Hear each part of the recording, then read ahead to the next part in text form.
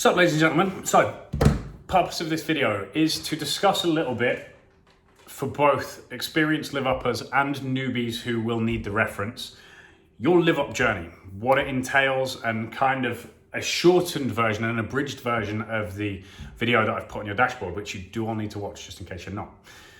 One of the reasons I'm doing this video now is because on the check-ins that you send in on Friday to Monday, anytime when you send it in, one of the things that has come up frequently, and I have to repeat myself on again and again and again, which does concern me a little bit, because for those of you out there who I'm having to repeat myself over and over again on, it is diminishing your results and it's making this whole situation harder for you, is that when you are told to eat more, you must eat more.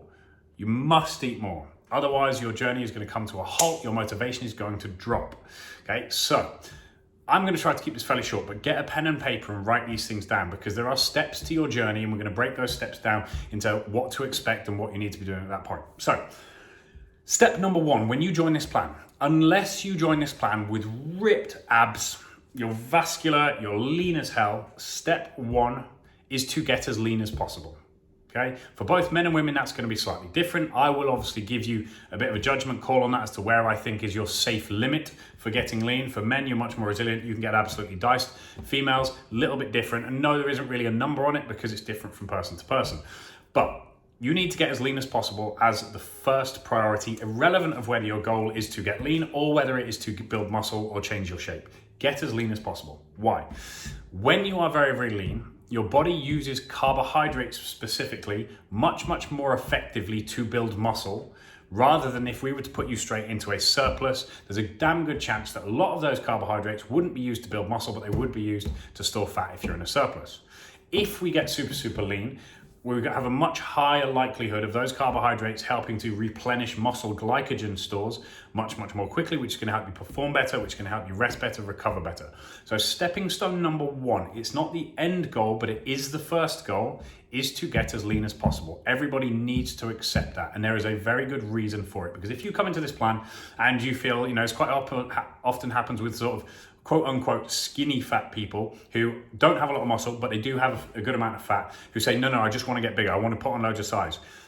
It is a hugely inefficient way of doing things, trying to put on size if you haven't got lean first. Hugely inefficient. And what will probably happen, for every kilogram of muscle you put on over time, you're probably going to put on 3 to 4 kilos of fat, which is not what you want. You want to be able to put on loads of muscle with very little fat. However, if you follow the steps properly and you get as lean as possible first, although yes, of course, maybe that will play with your head. I don't want to be this light. I don't want to feel this small in my t-shirts, etc. You kind of have to get over that, because if you can get super lean and we can make your body use carbohydrates effectively, instead of putting on 4 kilos of fat for every 1 kilogram of muscle, you're going to put on 4 kilograms of muscle for every 1 kilogram of fat, because your body is using the food more efficiently, and carbohydrates are required for sufficient amounts of muscle building. So stepping stone number one, irrelevant of who you are coming into this plan, unless you are absolutely diced already, stepping stone number one is to get as lean as possible. Now, during that journey, you're going to be reducing calories from the maintenance amount, or potentially a deficit that some of you will still have been in when you first started the plan. There's a good chance on the way to step one, your calories are going to be reduced. Potentially even your carbohydrates are going to be reduced, or they are going to fluctuate.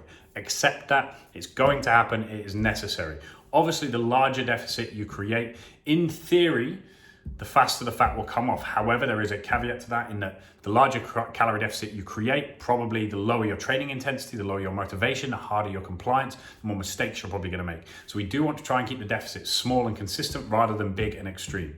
But expect the calories to come down over that initial phase. Expect body weight to potentially drop off or not, dependent on the people and how responsive you are. But these things are going to happen. As you get leaner, one of the things that you may require as a change in your diet is an increase in protein, because when you're carrying body fat, essentially what you're carrying is a reserve store of energy, and your body's comfortable with that. It likes having that reserve store. So as you get leaner, we're talking about getting down to abs lean, your body's going to start to think, whoa, hang on a minute. So now we're tapping into my reserve stores, my reserve fat, my reserve energy. I don't want to do this. I need to keep this here just in case something goes wrong, in case there's an emergency. So instead, I'm going to try to burn a load of muscle, which will slow down my metabolism, which will mean I'm more efficient, I'm burning less calories, and then I can leave my reserve tanks alone. What we need to do is try to manipulate that. So we need to trick the body into thinking, right, this is totally cool, totally safe, you don't need your reserves, get rid of them. We do that nutritionally. But also we need to make sure that we have enough protein in the body to prevent anything chewing through muscle, to prevent the body chewing through muscle. So you may, on the way down, as your carbohydrates and fats potentially pull down, you may need to increase protein as you start to see your abs. When you start to see your six-pack, potentially increase protein. So again, prepare for that. And how much? Easiest thing is to keep these things simple. When you're increasing protein at that stage, if it's necessary, but obviously you'll be talking to me on the check-in, is add 30 grams if you're on the macro plan, 30 grams of protein by content. If you are on the portions plan, add another portion as a snack somewhere or a potential other meal. Okay, so that is day 0 to step 1, getting as lean as possible. Expect your calories to come down. Yes, you may get a little bit hungry. You might need to fluctuate your carbohydrates and protein about. If anything, you will need to increase your protein right at that bottom end when you're super, super lean. So you've got super, super lean, and this is where we're having issues from a lot of the check-ins. At this stage, you need to then learn how to eat a load more. Let's say you don't have a goal past that point. All you wanted to do was get that lean. Sweet, no problem. You still need to bring your calories up to maintenance. So you have to, over the following 6 weeks, once you've hit that goal, build your calories back up to, I would say at least as a goal, the maintenance calories, the starting calories on the plan. So that gives you something to aim for. You get down to your shredded body weight, your shredded level of leanness, and then at the very least, you build your way back up to the starting portions on the plan slowly. Maybe if you're on the macro plan, adding 100 calories a week from carbohydrates or from fats.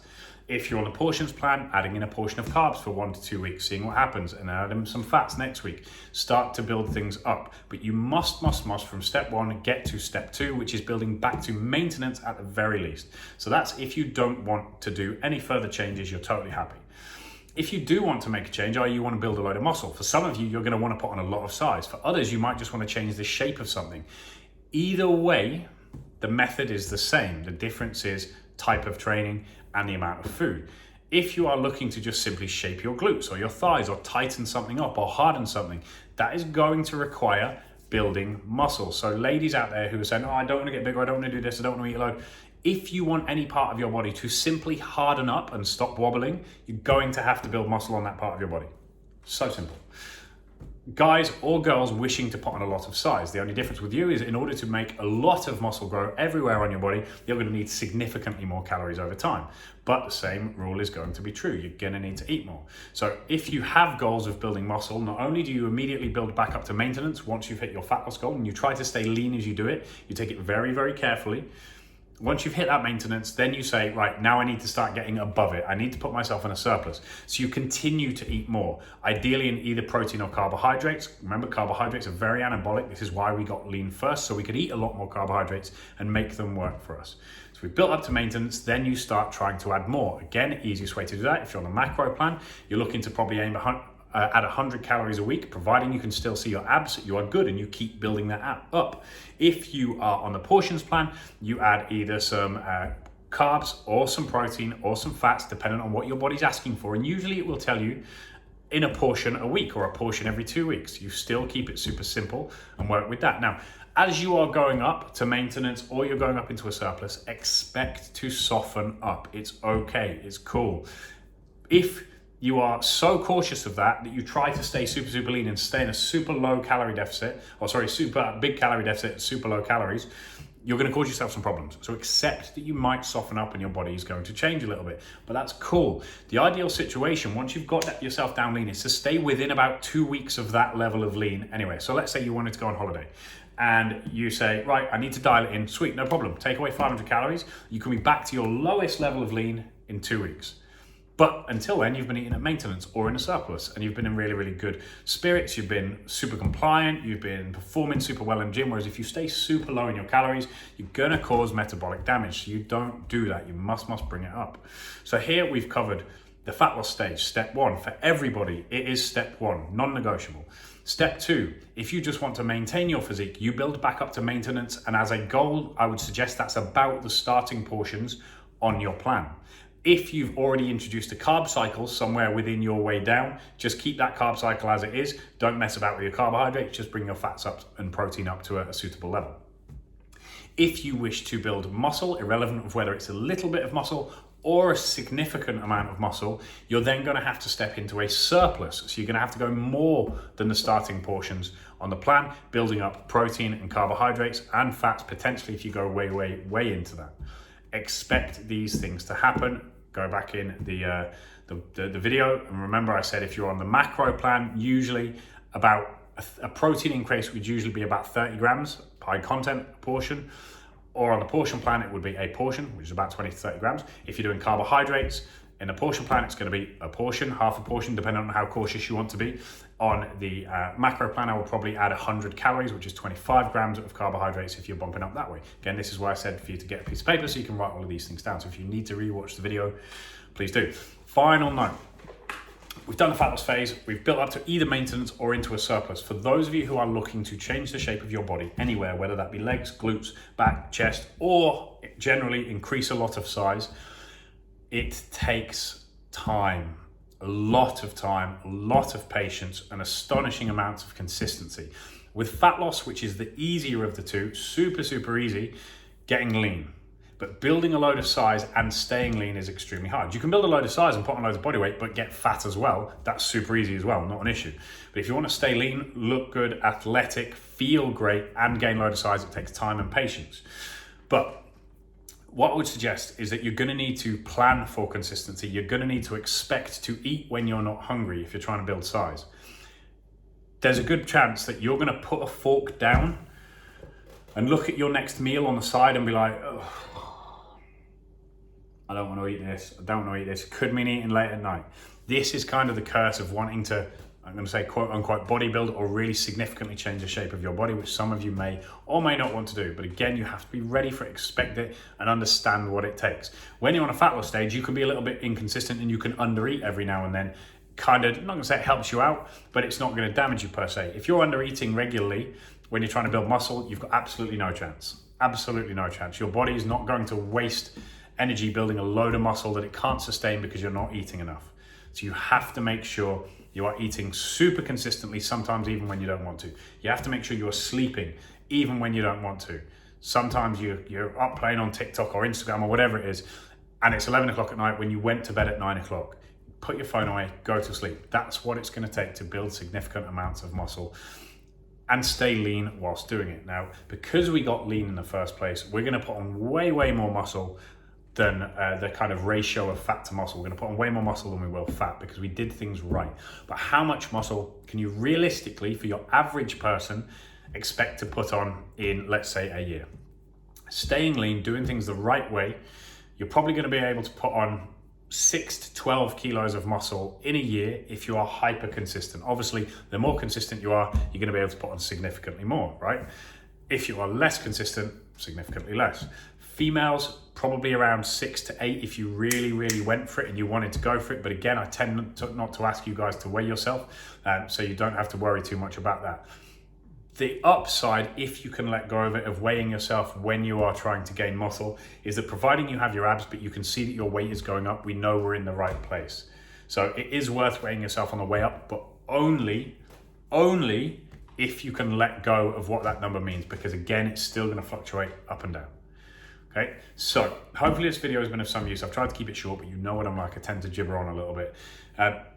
Step one, irrelevant of who you are, get as lean as possible on the plan. That is step one. Step two, work up to maintenance calories. At the very least, everybody does that, not optional. Step three, optional. If you wish to build significant amounts of muscle or shape any part of your body, you will need to go into a surplus by adding probably protein or carbohydrates past the starting portions on the plan, or you can fluctuate them around. If needs be, you want a minimum amount of fats in, probably about 4 to 6 portions per day, and then you can use the additional calories for carbohydrates and protein if necessary. So make sure you plan for this, you stick to it. Number one, get as lean as possible. Number two, work back up to maintenance. Number three, work above maintenance if you wish to change the shape of any part of your body.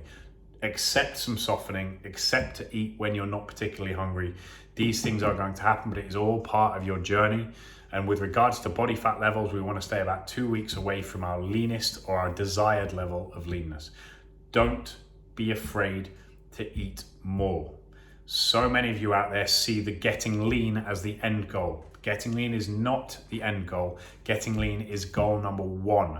It's what it starts with, and there is a reason we start with that in order to make the rest of the journey much easier, more efficient, and to be able to body build or change the shape of your body much more efficiently without gaining significant amounts of fat.